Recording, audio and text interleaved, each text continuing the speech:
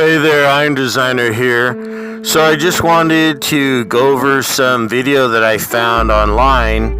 It's not my video, it's by a channel called World Machines. And I just wanted you guys to take a look at some safety issues on some of these homemade machines so that you don't practice the same kind of engineering in your designs and you follow the Iron Designer method. So stay tuned, here we go.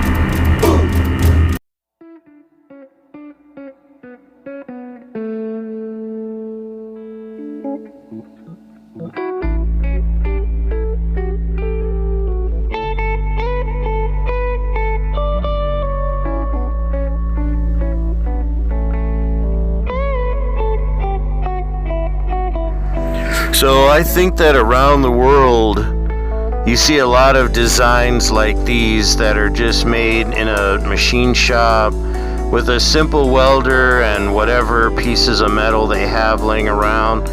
Sometimes they paint these designs and make them look a little fancier.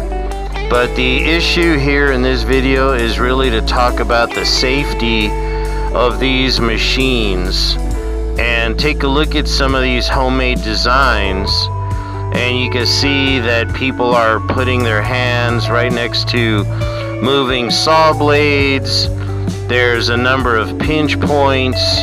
There's absolutely no way to shut the machine down if there's an emergency. There's no guarding. There's very little in terms of the use of ergonomics. And I wanted to create this video just to discuss these issues in machinery design. Now, one of the very first things, if you're going to design a machine for, say, OSHA content, you're going to need basically to make sure the human hand is nowhere in contact with any moving parts like saw blades, pistons, hydraulics, belts, pulleys, anything like that that is moving. The guarding needs to make sure that there's no way that the human being can come in contact with that moving object. That's number one. Number two is that when you design a machine, you need to design it in such a way that the operator's eyes are always focused on the workpiece. And if you look at these videos, these operators are just like all over the place. They're looking to the left, they're looking to the right, they're manually feeding the machine with the workpiece, and they're manually dislodging the spent piece out of the machine, all while the machine is in continuous motion. Like here you see this double acting, what I call a donkey kick machine, where the machine is double supplying two operators that are working on separate workpieces. And you see this same type of design, which I believe has just been copied time and time again from an initial design that was done on an emergency basis. Maybe someone needed to cut wood and split wood on a farm and came up with some innovative idea, and that innovation was almost identically duplicated and copied time and time again. As you can see, numerous designs using the same concept. So what this is doing is it's carrying along the safety issues from the very first time the safety issues were violated with pinch points and sharp edges and distracted operators, all the way until today. You see YouTube videos with DIY manufacturers in their garages, again duplicating the same exact mistakes as was done originally by the poor farmer who had no other choice, but now is becoming like an engineering standard. Likewise, another thing you'll notice in the videos is the work pieces are dropping also right next to the moving objects, and the workpiece could get entangled in a pulley belt, in a chain, in a spinning device lodged underneath a donkey leg, in the middle of a track, a moving track, and a number of different locations. In addition to the fact that many of the work pieces, if they're carried on a conveyor, are just simply flung into the air to land into a pile of processed work pieces.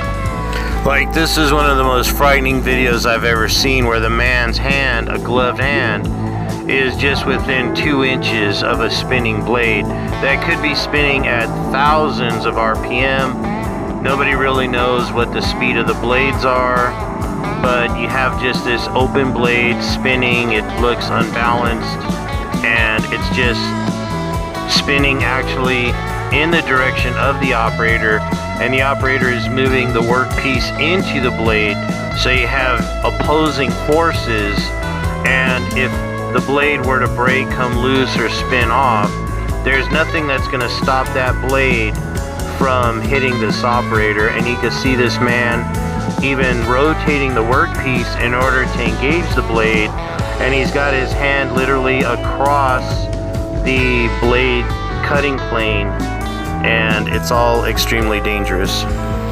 Now, granted, I understand that much of this equipment is farm equipment, and the budget to construct this equipment is very low. But take a look at this button, and it's far away from the point of contact. If there was any accident that occurred, there'd be no way for this operator to stop this machine or reverse the machine. What actually should be used is a foot pedal, so that if there's an emergency, the foot is removed from the pedal if the hand has been caught in the machine and the hand has been damaged.